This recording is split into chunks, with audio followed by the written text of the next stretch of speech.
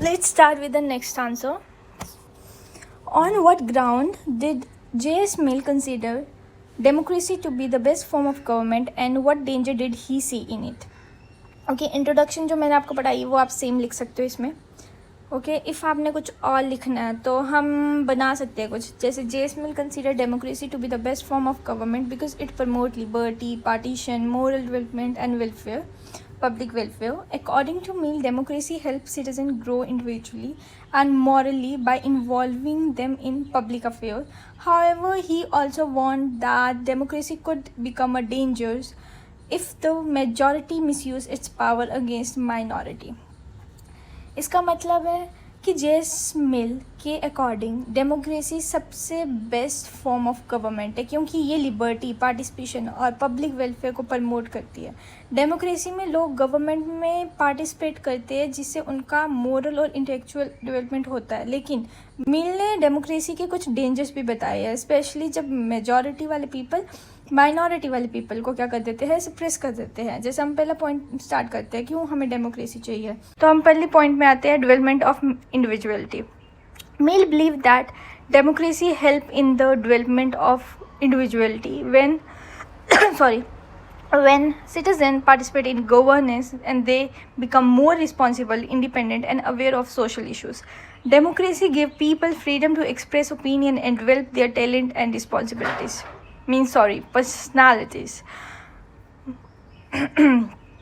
Okay, मैं clearly समझा देती हूँ इसमें क्या है. Mill believe that democracy help in development. Okay, Mill कहते हैं कि डेमोक्रेसी इंडिविजुअलिटी को डेवलप करती है. जब सिटीजन गवर्नेंस में पार्टिसिपेट करते हैं तो वो रिस्पॉन्सिबल और इंडिपेंडेंट बनते हैं. जैसे मानो जब लोग वोटिंग या डिबेट में पार्टिसिपेट करते हैं तो उनकी थिंकिंग और अवेयरनेस क्या हो जाती है, इम्प्रूव हो जाती है. वैसे हम नेक्स्ट पॉइंट आता है political education. Mill believe democracy acts as a school of political education. Participation in election and public decision increase the citizen political awareness and knowledge. People learn about the laws, rights, duties and the government policy. Simple सा मतलब है democracy एक political school की तरह है जो school की तरह काम करता है. इलेक्शन हो या पॉलिटिकल डिसीजन हो, से जो लोगों की पॉलिटिकल नॉलेज बढ़ रही है और बढ़ती है. ठीक है, जो सिटीजन इलेक्शन और या न्यूज़ फॉलो करते हैं तो उन्हें राइट्स और गवर्नमेंट पॉलिसी की बेटर नॉलेज है. इफ़ आप पॉलिटिकल साइंस पढ़ रहे हो तो आपको पॉलिटिकल साइंस की नॉलेज है. समझ गए. Next point, protection of interest. Democracy protects the interest of people because representatives are chosen by the citizen themselves. Government policies are made according to public needs and welfare.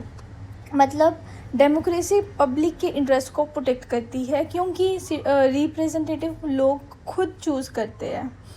जैसे मानो अगर कोई भी public jobs या education demand करे तो democratic government ऊपर से काम कराती है.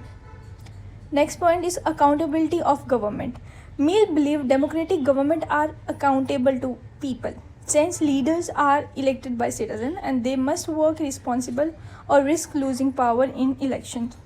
मतलब डेमोक्रेटिक गवर्नमेंट क्या है, एक अकाउंटेबल है. किसको है, पीपल को है. ठीक है, जैसे हम आपको पता ही है हमारी कंट्री क्या है, डेमोक्रेटिक है. कौन चूज़ करता है, पीपल चूज़ करते हैं लीडर को.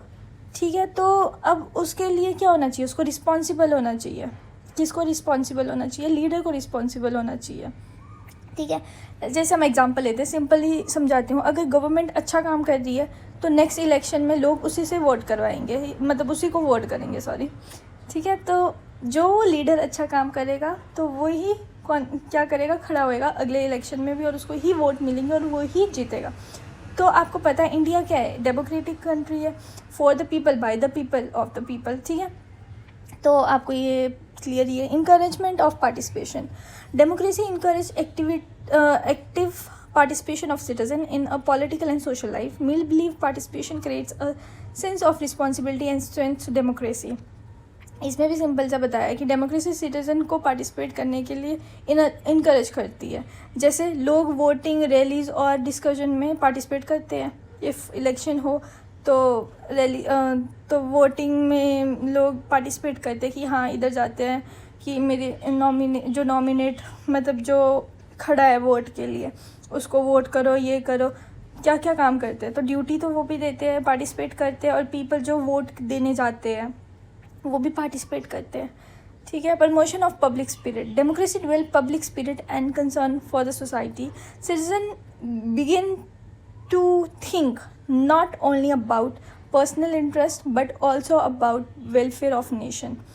मतलब डेमोक्रेसी पब्लिक फेयर और सोशल रिस्पॉन्सिबिलिटी को प्रमोट करती है, जैसे लोग सोसाइटी और नेशन के वेलफेयर के लिए सोशल एक्टिविटीज़ में पार्टिसिपेट करते हैं। Next, better decision and discussion and decision making. Mill strongly support free discussion and debate. Democracy allow a different opinion to be expressed, which leads to better decision making and discovery of truth. मतलब मिल free decision को बहुत important मानता है, जैसे parliament में debate होने से better law और डिसीजन बनते हैं। समझ के नेक्स्ट हम आते हैं danger of democracy according to Mill में। तो फर्स्ट पॉइंट है टाइनी ऑफ मेजॉरिटी। मैंने क्या बताया था, जो मेजॉरिटी वाले पीपल और माइनॉरिटी वाले पीपल को क्या करते हैं, सप्रेस करते हैं। जैसे मेजॉरिटी अपनी पावर का मिसयूज़ करके माइनॉरिटी को क्या कर देती है, सप्रेस कर देती है। हम एग्जांपल क्या लें, मेजॉरिटी अपने व्यूज़ माइनॉरिटी पर फोर्स कर सकती है। ठीक है। रूल ऑफ मीडियोसिटी, मतलब कभी कभी कैपेबल लीडर्स की जगह एवरेज लीडर पावर में आ जाते हैं। जैसे कि मानो कोई दो खड़े हैं, ठीक है, उसमें से एक पॉपुलर है लीडर, तो जो पॉपुलर लीडर है इलेक्शन जीत जाता है। उसकी क्वालिटी नहीं देखते, उसका कुछ नहीं देखते, कि क्या देखते कि हाँ मैं इसको जानता हूँ, मैं ये हूँ, मतलब पॉपुलैरिटी की वजह से भी जीत जाते हैं लीडर्स एट द एंड, मतलब कंक्लूजन। ठीक है। अगला करते हैं हम social conformity. Mill affair that democracy and public opinion may pressure individual to follow the majority and discourage originality।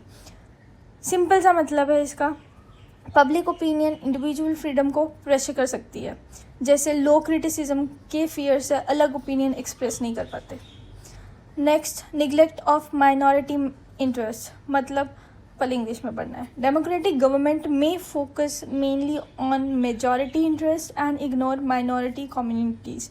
Simple सा मतलब है, डेमोक्रेसी में माइनॉरिटी के इंटरेस्ट को इग्नोर किया जा सकता है, जैसे स्मॉल कम्युनिटी को इक्वल रिप्रेजेंटेशन नहीं मिलती। ठीक है। Misuse of power, leaders में misuse of democratic power for the personal और पॉलिटिकल गेन, मतलब लीडर्स डेमोक्रेटिक पावर का मिस यूज़ कर सकते हैं। सिंपल सी बात है, जैसे कि गवर्नमेंट ऑपोजिशन को अनफेयरली सप्रेस कर सकती है। ठीक है, जो ज़्यादा पावरफुल हो, एक तरह का टाइनी ऑफ मेजॉरिटी हो गया। इमोशनल, नेक्स्ट है emotional decision making. Mill believe people sometimes make a decision based on emotions rather than reason. जैसे पीपल कभी इमोशन के बेस पर डिसीजन लेते हैं, जैसे रिलीजियस या इमोशनल इशू पर इमोशनल वोटिंग हो सकती है। समझ के decline of leadership quality. Mill fair democracy could reduce the importance of wisdom and intelligence in leadership. Simple सा मतलब है कि हाँ, डेमोक्रेसी में इंटेलिजेंट लीडरशिप की इम्पोर्टेंस कम हो सकती है, जैसे क्वालिफाइड कैंडिडेट पॉपुलर कैंडिडेट से इलेक्शन हार जाते हैं। तो कंक्लूजन हम ये कर सकते हैं कि GS mill support democracy because it promote liberty, participation, education, accountability and the social progress. आप तो अपनी वजह से अपनी जगह मतलब अपनी वर्ड्स में भी लिखोगे ना, आपको बहुत ईजिली समझ आएगा इफ़ आप मेरी बात ये ध्यान से सुनोगे, कान लगा के सुनोगे कि मैं क्या क्या पढ़ा रही हूँ। इफ़ आप फिंगर रख के भी पढ़ोगे ना, कि पहले आप अपनी लाइन पढ़ो, ठीक है, इंग्लिश में, फिर मेरी बातें कान से सुनो, तो आपको बहुत क्लियरली समझ आ जाएगा। और आप बिना पढ़े, मतलब बस सुन के और एक बार ऐसे ही रीड आउट करके आपको माइंड में रिकॉल होएगा कि अच्छा ये बताया था, ये लिख सकता हूँ मैं, ये लिख सकती हूँ मैं, तो आप क्लियरली वो चीज़ें लिख सकते हो उधर। तो आई थिंक आपको ये चीज़ें क्लियर हो गई है, एक आंसर हमने क्लियर कर लिया है।